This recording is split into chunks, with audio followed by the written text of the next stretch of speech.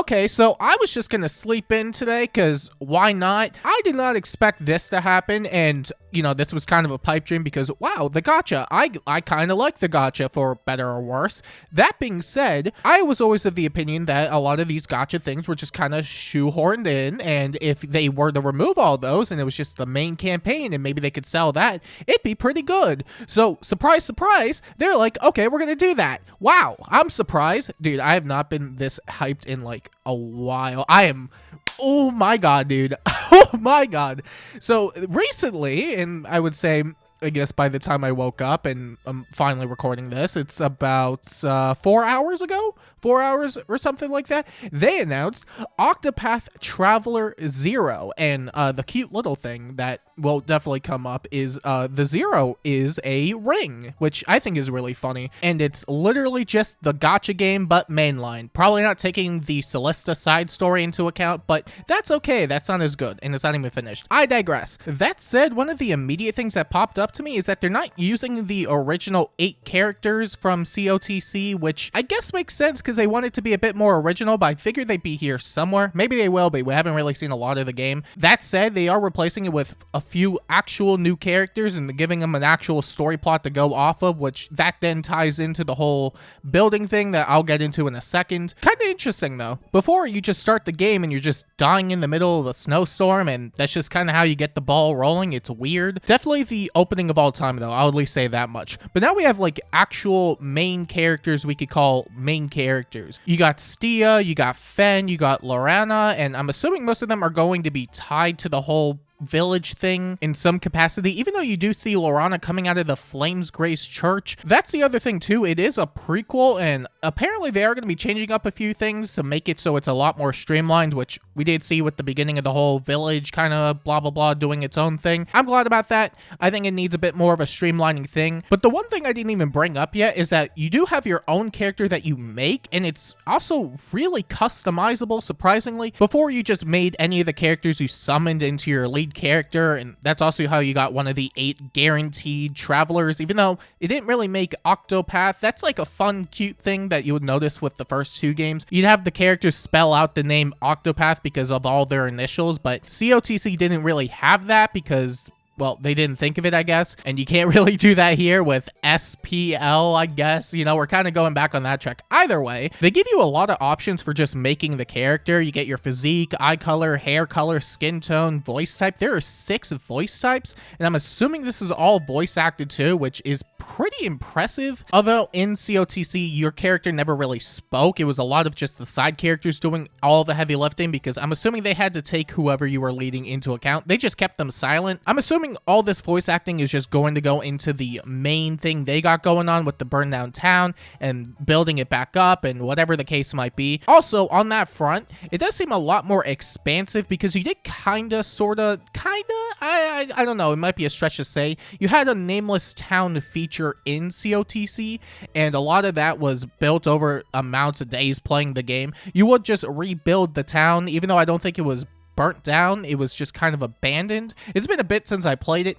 That said, it was just one of those, you build up the town and you have like a static amount of things that you get out of it. The most important one being you don't have to really do your dailies anymore because of a button, but that's neither here nor there. This one just seems a lot more customizable because you also get to choose all sorts of houses. There's a capacity thing, which I'm assuming means you get to fill the village with people. You did kind of have that again in COTC, but that was also just kind of a static thing that really didn't amount to much besides, oh, I guess you just have people here filling the place, which, you know, it's fine, but it's also so much larger compared to COTC, so you probably have a lot more things you could just do, and I'm assuming you're going to be able to get more stuff as you progress through the game. And it seems like they're carrying over most of these mechanics from the mobile game, because one of the ways you were able to upgrade a lot of these places is that you had to go get materials. Sometimes they were through the exchange, which a lot of it was just kind of weird gacha stuff with currencies, but the main way of getting all these resources, and this applied to getting our armor and weapons as well, is that you had to be enemies in a certain area, and it seems like they're keeping that too. You could kind of see that in the whole building place. Also, I just noticed there is a place limit of 120, which is a lot. This mode is probably going to have a good amount of stuff going for it, and I would assume also its own side plot as well. I'd have to see more on it, but the game also comes out in about 4 months, so it probably won't take that long, especially since it is just a port of the game for the most part. Also, very, very, very, very, very, very important. Who is going to be voice acting August? Now, I'm not saying, you know, the voice actor thing could always come in its own thing. It's fully voice acted in English this time. It was fully Japanese in the mobile game, so that's really nice. However, very, very marvelous shoes to fill. If you know, you know. That said, in terms of other characters, they still have like 30 other playable ones or a bit more than that, and I don't know if that's the amount that you just get throughout the game or you have all the others, but you do also have the original 8 that are playable.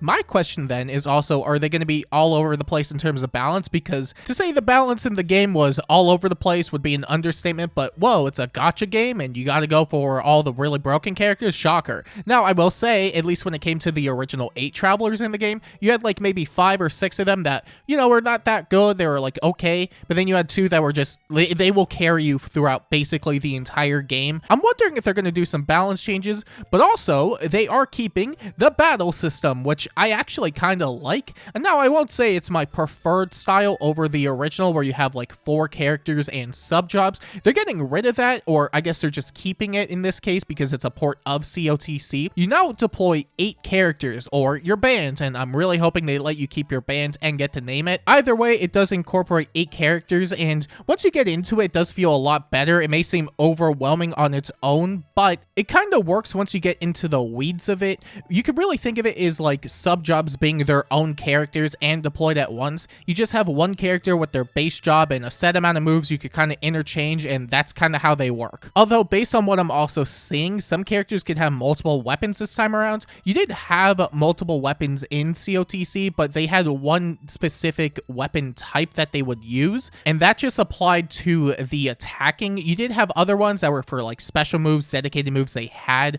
but that really was the extent of it, and that was okay for coverage. It seems like some characters will just have multiple weapon types at their disposal this time around. Everybody only had one weapon type in COTC. Also, from what I see, all the turns just don't come out at once now, which I do kind of like. Basically just how it was in the main lines, but everything else seems to be about the same. They also added tomes and fans as actual weapon types in main lines. They added those 2 into COTC, and fun fact about that came out before Octopath Traveler 2, so it's just been exclusive to the mobile game for who knows how long at this point. I'm gonna say 4 years because I think it's been on its 4th year, maybe even longer. It's a long-running game. You still have the party swapping, you have all the ultimate techniques, you have a lot of this stuff. I'm wondering if they're gonna keep pets as well, but that's also just kind of a lot of things we won't know till the game comes out. But it really is just Champions of the Continent, but mainline, and that's all I care about. That is all I've been waiting for. Also, I just noticed a lot of the characters are a lot more lively now, and they did that in Octopath 2, where everybody had a lot more personality through their animations.